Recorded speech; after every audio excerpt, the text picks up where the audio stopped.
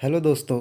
मैं आपके लिए लेके आया हूँ हिस्ट्री की क्लासेस। तो भारत में राष्ट्रवाद चैप्टर है। ठीक है, हम इसे शुरू करने वाले हैं। तो भारत में राष्ट्रवाद जो है, ठीक है, चैप्टर कैसे भारत में राष्ट्रवाद का जन्म हुआ। ठीक है, तो भारत में राष्ट्रवाद का जन्म हुआ कि उपनिवेशवाद। ठीक है, तो ये उपनिवेशवाद क्या होता है? तो उपनिवेशवाद होता है कि जब किसी देश के द्वारा किसी देश को गुलाम बनाया जाता है, उसे हम उपनिवेशवाद कहते हैं। ठीक है, तो भारत में भी राष्ट्रवाद का जो जन्म हुआ वो उपनिवेशवाद से हुआ। ठीक है, तो भारत में उपनिवेशवाद का विरोध राष्ट्रवाद से किस तरीके से जुड़ा हुआ है? ठीक है, भारत में उपनिवेशवाद का विरोध राष्ट्रवाद से किस प्रकार से जुड़ा हुआ है? ठीक है, क्वेश्चन है हमारा। फिर इसमें देखो कि जब कोई यानी कि कोई शासक जब अपनी प्रजा के ऊपर या अपने देश के ऊपर, ठीक है, एक तरीके से तानाशाही और मनमाना तरीका अपनाता है शासन करने का। ठीक है, तो वो लोग उससे उत्पीड़न होते हैं और उस उत्पीड़न से जो है, ठीक है, और उस दमन से जो है लोगों में एक साझा भाव का जो है जन्म होता है। ठीक है, ये साझा भाव ही जो है क्या करता है, अलग अलग लोगों को यानी कि विविधता भरे समाज को एक एकता के सूत्र में बांधता है और उसे क्या करता है, उसमें राष्ट्रवाद यानी कि उसमें राष्ट्रवाद की भावना का जन्म होता है। ठीक है, तो ये भारत में राष्ट्रवाद जो है ये उपनिवेशवाद से जन्मा। ठीक है, फिर इसका जो है महात्मा गांधी जो है, ठीक है, हम देखेंगे कि इसमें महात्मा गांधी जो है का नेतृत्व में कांग्रेस इन सभी समूहों को इकट्ठा करके एक विशाल आंदोलन खड़ा करती है।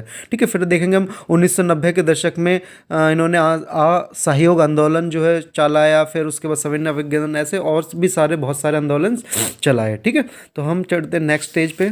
ओके, फिर इसमें जो हमारी हेडिंग आती है नेक्स्ट कि पहला विश्व युद्ध और खिलाफत और असहयोग आंदोलन। ठीक है, तो इसमें हम पढ़ने वाले हैं कि 1919 से बाद के सालों में हम देखते हैं कि भारत में राष्ट्रवाद एक नए इलाकों तक फैल गया।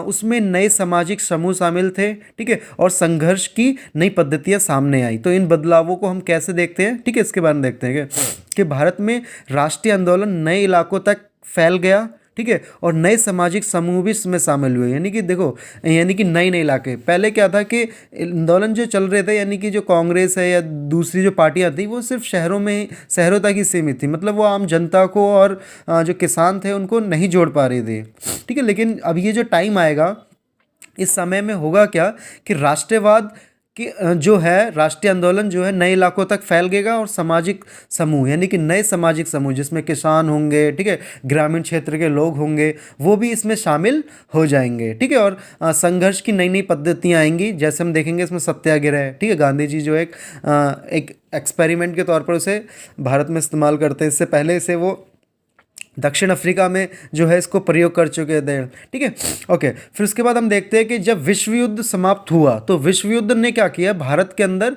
बहुत सारी परिस्थितियों को जन्म दिया। ठीक है, तो क्वेश्चन बन सकता है आपका कि विश्व युद्ध के बाद कौन कौन सी परिस्थितियां पैदा हुई। ठीक है, तो क्वेश्चन ऐसे पूछ सकता है इसके ऊपर। तो देखो, तो सबसे पहला जो इसमें पॉइंट निकल के आता है, नई आर्थिक नीति और राजनीतिक स्थिति पैदा हुई। ठीक है, जिसके कारण रक्षा व्यय में भारी इजाफा हुआ और इस खर्चे की भरपाई करने के लिए युद्ध के नाम पर कर्जे लिए गए और करों में वृद्धि की गई, सीमा शुल्क बढ़ा दिए गए और आयकर शुरू किया गया। ठीक है, तो ये पॉइंट है हमारे। ये पहला पॉइंट आपका बन जाएगा, नई आर्थिक और राजनीतिक स्थिति पैदा हुई। दूसरे में आप डाल सकते हो कि रक्षा व्यय में भारी इजाफा हुआ। फिर इन खर्चों की भरपाई के लिए युद्ध के नाम पर कर्जे लिए गए, करों में वृद्धि की गई, सीमा शुल्क बढ़ाया गया। ठीक है, तो सीमा शुल्क आप नई हेडिंग डाल सकते हो और आयकर शुरू किया गया। फिर पांचवी हेडिंग में आप डाल सकते हो कि 1913 और 1918 के बीच कीमतें दुगनी हो चुकी थी। ठीक है, और गांव के सिपाहियों को जबरन भर्ती किया गया। ठीक है, जिससे ग्रामीण इलाकों में क्या था, व्यापक गुस्सा था और 2020 और 21 में देश में बहुत सारे हिस्सों में फसलें खराब हो गई। ठीक है, तो ये एक और कारण था कि 1918 और 1919 और 1920 और 1921 के आसपास, ठीक है, यानी कि इस टाइम में जो है फसलें खराब हो गई और जिसके कारण खाद्य पदार्थों का भारी अभाव हो गया। मतलब बहुत ज़्यादा कमी हो गई इनकी। ठीक है, और ये टाइम वो था कि इसी समय फ्लू की महामारी भी फैल गई। ठीक है। और जनगणना 2021 के अनुसार करीब 120 और 130 लाख लोग जो है वो मारे गए। ठीक है, तो ये था हमारा 1919 के यानी कि विश्व युद्ध के बाद कौन कौन सी परिस्थितियाँ पैदा हुई। ठीक है, तो ये आपका क्वेश्चन बन सकता है 3 मार्क्स में। ठीक है, 3 मार्क्स के आसपास आपका ये क्वेश्चन बन सकता है। ओके, फिर हम स्टार्ट करते हैं सत्याग्रह। ठीक है, सत्याग्रह का विचार क्या है, ठीक है, इसके बारे में हम थोड़ा सा जान लेते हैं। तो सत्याग्रह, ठीक है, तो सत्याग्रह का जन्म कैसे हो रहा है, ठीक है, और सत्याग्रह है क्या, इसके बारे में हम जान लेते हैं। तो देखो, ये महात्मा गांधी से पूरा पूरा जुड़ा हुआ है। ठीक है, महात्मा गांधी से जुड़ा हुआ है कि महात्मा गांधी जब भारत लौटे जनवरी 1915 में, ठीक है, तो इससे पहले वो दक्षिण अफ्रीका में जो है दक्षिण अफ्रीका में उन्होंने जन आंदोलन के रास्ते पे चले और वहाँ के लोगों को जो है ठीक है, वहाँ के लोगों को नस्ल भेदी, यानी कि जो नस्ल भेदी वहाँ पे जो सरकार में जो काम कर रहे थे वहाँ पे, ठीक है, नस्ल वहाँ पे बहुत ज़्यादा भेदभाव किया जाता था इसके, तो वहाँ पे इन्होंने क्या करा, इस पद्धति को जो है, इस विचार को जो है वहाँ पे उन्होंने लागू किया। ठीक है, तो फिर हम देखते हैं कि सत्याग्रह से क्या अभिप्राय है। क्वेश्चन बन सकता है कि सत्याग्रह से क्या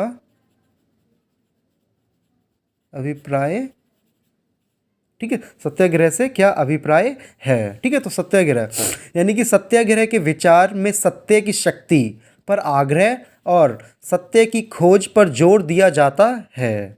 ठीक है, तो सत्य के विचार पर सत्य की शक्ति पर आग्रह और सत्य की खोज पर जोर दिया जाता है। मतलब एक इंटरनल पावर होती है। ठीक है, इंटरनल पावर में आप बोल सकते हो कि जब आप देखो, आप अपनी प्रैक्टिकल लाइफ में देख रहे हो इस चीज़ को, देख रहे ना कि आप जब भी कोई काम करते हो तो आपके पास दो साउंड्स आते हैं, यार मुझे करना चाहिए, नहीं करना चाहिए। ठीक है, तो इसमें होता क्या है कि जिसकी यानी कि जिसकी आवाज़ हमारे ऊपर ज़्यादा भारी होती है, ठीक है, तो हम क्या करते हैं, उसी कार्य को कर लेते हैं। तो दैट मीन्स सत्याग्रह का विचार जो है महात्मा गांधी का यही है कि सत्याग्रह के विचार में सत्य की शक्ति पर आग्रह और सत्य की खोज पर जोर दिया जाता है। इसका अर्थ है कि अगर आपका उद्देश्य सच्चा है और यदि आपका संघर्ष अन्याय के खिलाफ है, तो उत्पीड़क से मुकाबला करने के लिए आपको किसी शारीरिक बल की आवश्यकता नहीं होती है। ठीक है, तो किसी शारीरिक बल की आवश्यकता नहीं होती है। तो आप इसे यहाँ तक ले सकते हो कि सत्याग्रह से क्या अभिप्राय है। ये आपका 1 मार्क्स में या 2 मार्क्स में क्वेश्चन इस पर बन सकता है।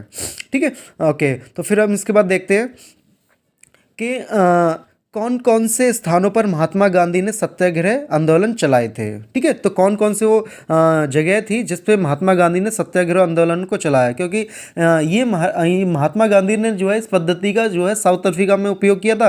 अब वो भारत के अंदर आए थे और भारत में जो है इस चीज़ को अपनाया था उन्होंने। ठीक है, तो कौन कौन से वो आंदोलन थे, तो उन्होंने जो है 1916 में बिहार के चंपारण इलाके का दौरा किया और दमनकारी बगान व्यवस्था के खिलाफ किसानों को संघर्ष के लिए प्रेरित किया। और 1917 में उन्होंने गुजरात के खेड़ा जिले के किसानों की मदद के लिए सत्याग्रह का आयोजन किया। ठीक है, तो पहला आप बोल सकते हो कि 1916 में बिहार के चंपारण इलाके का दौरा किया। ठीक है, फिर उसके बाद 1917 में गुजरात के खेड़ा जिले के आंदोलन किसानों की मदद के लिए सत्याग्रह का आयोजन किया। ठीक है, तो उनकी समस्या ये थी कि उनकी फसल खराब हो जाने और प्लेग की महामारी के कारण खेड़ा जिले के किसान लगान चुकाने की हालत में नहीं थे और वे चाहते थे कि लगान में ढील हो। फिर उसके बाद गांधी जी ने 1918 में सूती कपड़ा कारखानों के मजदूरों के बीच सत्याग्रह आंदोलन चलाने अहमदाबाद जा पहुंचे। तो ये था कि महात्मा गांधी ने कौन कौन से स्थानों पर सत्याग्रह आंदोलन चलाया है। ठीक है, तो आज के लिए हम इतने रहने देते हैं। अगला बाकी का जो है हम वीडियो ज़्यादा बड़ी हो जाएगी, तो बाकी का हम नेक्स्ट क्लास में यानी कि अगले वीडियो में पढ़ते हैं। Okay, thank you. मेरी वीडियो को शेयर करें, लाइक करें और सब्सक्राइब करें। Okay, thank you.